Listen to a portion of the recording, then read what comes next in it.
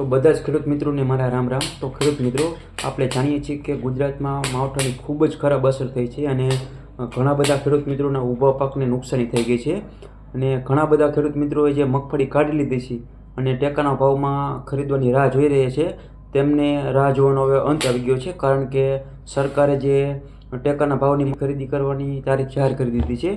મિત્રો, મગફળી, સોયાબીન, મગ, અડદ આની પણ આપણે ટેકાના ભાવે સરકારે ખરીદી કરવાનું જાહેરાત કરી દીધી છે। તો મિત્રો, હું તમને જણાવી દઈશ કે કઈ તારીખ છે, કેટલી મગફળી લેવાની છે। આમ ગણી શકાય તો મગફળી જે આપણે ખેડૂત બધા ઈચ્છતા હતા એના પ્રમાણમાં ઘણી બધી ઓછી મગફળી ખરીદવાનું નક્કી કર્યું છે। મિત્રો, તમને જણાવી દઉં કે એક ખાતા દીઠ 125 મણ મગફળી ખરીદવાની છે અને મિત્રો, આની જે ખરીદવાની તારીખ છે તે 9 નવેમ્બર 2025થી ચાલુ કરવાના છે સરકાર। અને તમે જોઈ શકો છો કે ભૂપેન્દ્ર પટેલે પણ એમને ટ્વિટરમાં એક ટ્વીટ કરીને જણાવ્યું છે અને આપણે ચેનલોમાં પણ જે ન્યૂઝ ચેનલો છે તેમાં પણ આપણે જાહેરાત થઈ ગઈ છે।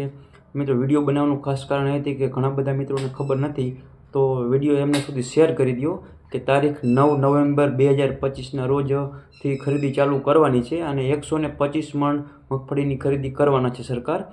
આમ ગણી શકાય તો કાંઈ કહેવાય નહીં, કારણ કે હજી આપણને વળતર પણ નથી મળ્યું જે ખેડૂતને નુકસાન થયું છે તેનું, પણ આમ થોડુંક કહી શકાય કે જે મગફળી આપણી જે 125 મણ ખરીદે તો આમ થોડી ઘણી રાહત થઈ શકે, કારણ કે ખેડૂતોને મજૂરીના પૈસા ચૂકવવાના હોય છે, હળદરના પૈસા ચૂકવવાના હોય છે। આ બધાની ઝંઝટમાંથી હવે આપણે થોડીક આપણને આમથી રાહત મળી શકે છે। તો મિત્રો, બધા ખેડૂત મિત્રો સુધી આ વિડીયો શેર કરી દો।